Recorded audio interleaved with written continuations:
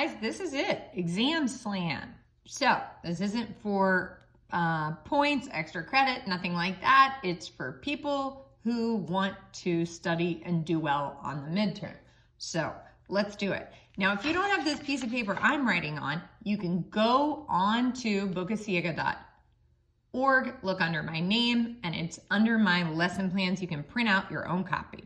Okay, so question number 1, Exam Slam, page 1. The angle bisector of ABC is BP. So let's make an angle, ABC, ABC, and it's bisector. So I'm going to cut that in half at BP. P must fall somewhere along that line. Then, if angle ABP is 6N, what is the measure of angle ABC? Well, if that really did cut that in half, this other side has to be 6N. Because when you cut something in half, the left is equal to the right. So what is the measure of angle ABC? Angle ABC would have to be 6N plus 6N, right? So that's a total of 12N. Okay, how would we check this answer? We could just make up a number for N. That would sound reasonable. So let's say N is 2. That would mean 6 times 2 is 12, and that would have to be 12, and 12 plus 12 is 24. We could make N 3, that would make this 18, that 18. 18 plus 18 is 36, and that is 12 times 3 is 36.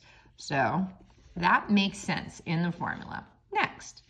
What are the coordinates of the point that's 1/5 of the way there? So that's not like saying I'm going on a journey, 9 equal journeys, 9 equal journey units, and stop taking a pit stop 4 units in with 5 to go. That's saying I'm going to cut this in 5 equal pieces. Okay, 4/5. It's like, wow, I was so hungry. I ate almost the whole pizza. So when we cut something, sometimes it's easier to either cut it horizontally or vertically. So let's see what this looks like. 1, 2, 3, 4, 5. 1, 2, 3, 4, 5. So it's already cut in 5 equal pieces right here. 1, 2, 3, 4, 5. So what is the coordinate for 1/5 of the way there from D to E? Ooh, this is weird. This is a typo. Look at this, guys. That it says, I'm going to assume this is the letter D, and they meant for this one to be the letter E. So this would be the coordinate 4/5 of the way there. Almost all the way there, but not quite. So I'm getting the coordinate 4, 4. So I'm going to pick D. Okay. Quadrilateral. Now, the book wrote this down wrong, and I'm going to change this wording because I think our book is not how it's going to be on the test, but I'll change this so we can do this problem. A quad ABCD has coordinates as such. What are their new coordinates if you, I think, of course, if you reflect it? So this means reflect over the x-axis, and that's the first thing you want to do. And then reflect it. The second thing, they want you to reflect it over the y-axis. And on the midterm, or the EOC, they would actually write this out. They wouldn't use this weird code. Okay, so what are the new coordinates if I did both? So, let's do it. So you can print, I Googled off of the internet some printable graph paper. So I printed some graph paper. -2, 0, 0, 4, 4, 6, 2, 2. I got myself like a little parallelogram.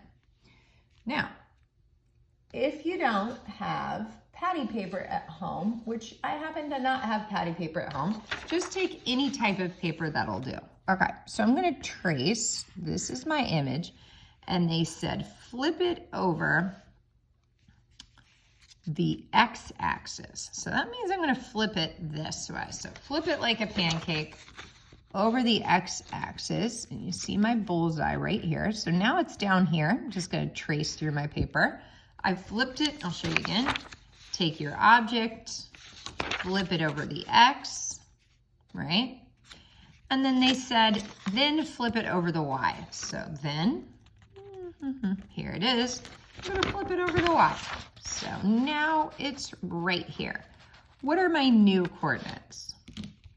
So I'm gonna take something pointy, like a pencil, and just poke through my piece of paper. Poke, that's my new coordinate. Poke, poke, poke.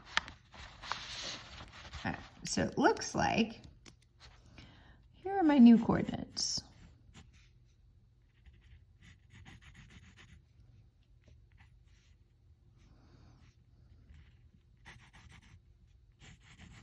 Now, when you translate, it shouldn't get bigger or smaller. So you should double check that the lengths of this remain the same. Okay. So my new coordinate here is, and again, the midterm would be multiple choice, but this would be the correct. After moving it, ooh, I gotta keep track of which one's A, B, and C. So I know this is my final, but I gotta label this. So A, B, C, D. Okay. So let's take a look. Before I moved it, so that was A, B, C, D. I flipped it over this way. All right. Look through my paper. That's labeled A, B, C, D. Yep, okay. Then I flipped it over this way. So these are coordinates A, B, C, D. Oh, okay. A, B, C, D. Okay, so A is now 2, 0. B is 0, -4. C is -4, -6. D is -2, -2. Now you can kind of compare and say, oh, the signs flipped. Interesting, the signs flipped. Interesting, all the signs flipped. See what happened there? So that pattern should be consistent for all coordinates. Next question. If point B has coordinates -8, 1, so right there, that's my point B. What are the coordinates of the point when it is reflected across the y-axis? So if I flip it over here, now my new B is over here, and so that would be coordinate +8, 1. If I flipped it from here over the y-axis, now I'm over there. And then rotate it 180 about the origin. Okay, so let's rotate this about the origin, and my point here is B prime. So if I rotate it 90 degrees, notice now it's 1 back, 8 up. So it would be here. So after the second rotation, I'm 1 back, 8 up. So 1 back and 8 up is none of the above. Oh, I only rotated 90, so I have to keep going. Okay, so I rotated 90, rotate another 90. Now I'm 8 back, 1 down. All right, so I moved it one more time. So rotating it 180, and I'm 8 back, 1 down. That's coordinate B. Cool. All right, let's keep going. Select all the true conditions that have true converse. So what is a converse? That means the same forward and backward. So a perfect example is if you have a right angle, then the measure of the angle is 90 degrees, right? You could say this backwards. If the measure of an angle is 90 degrees, then it's a right angle. So a true converse, it's true forwards and backwards. Let's take a look. If a quad is a square, so if a quad is a square, that means 4 equal sides, 4 equal angles, then it has 4 equal sides. But if it has 4 equal sides, it doesn't have to be a square. So this one I'm going to put false. It's not really a true converse. If a polygon has a triangle, so if a polygon is a triangle, then it has 3 sides. Working backwards, if it has 3 sides, then it's a triangle. That's good. I like that one. If a quadrilateral is a rectangle, so rectangles, 4 right angles, and 2 opposite sides congruent. If it's a rectangle, then it has 2 pairs of parallel sides. All right. But wait, this parallelogram has 2 pairs of parallel sides. So I don't think that that's going to be true forward and backwards, or only true forward and backward. If 2 angles are congruent, then they have the same measurement. If they have the same measurement, then they're congruent. Yeah, this one works good forward and backward. If 2 angles are complementary, okay, so that would be like 40 and 50. If 2 angles are complementary, then the sum of the measures is 90. So if the sum of the measures is 90, so if one angle plus another angle add up to 90, working backwards, they have to be complementary. That's true. This one is pretty much the same as this. Okay, good job on that one. Let's take a look at 7. Using the law of detachment to make a conclusion. Now, this is in the book, and we didn't really do it, so I could eliminate this question, but I think it's good to do just based on logic. The logic would still possibly be tested. If a transversal crosses a parallel, then the alternate exterior angles are congruent. Okay, so this angle 1 and angle 7 are alternate exterior angles. Line T crosses parallel lines M and N. So we should be able to say that because the transversal crosses parallel lines, if in fact this line T is parallel, then that would force this to be true.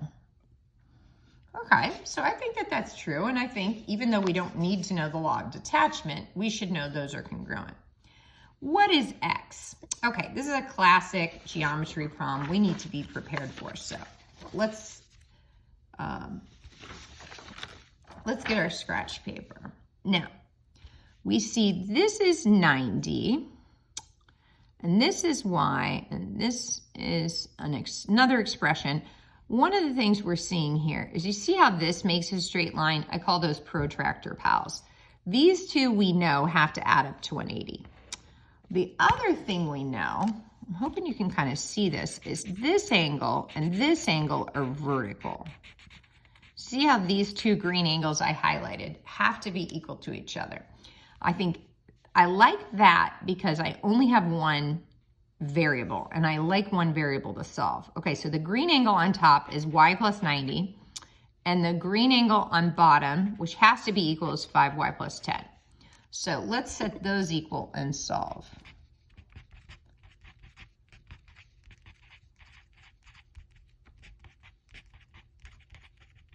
Okay, so I get y is 20, which is not really what they asked. But now that I know y is 20, I can fill in some more information. So this is 20, that's 90. And so I should be able to figure out the rest of this stuff. A couple ways to do this, but again, that's 20, so that would be 5 times 20 is 100 plus 10. So this is 110. Okay, and that's 110. That makes sense. So this expression has to equal 70. Okay, so to solve for x, 3x plus 7 has to equal 70. Minus 7, we get 63. So x would be 21. Ooh, x is 21. Great job, guys. Check out the next video for Exam Slam.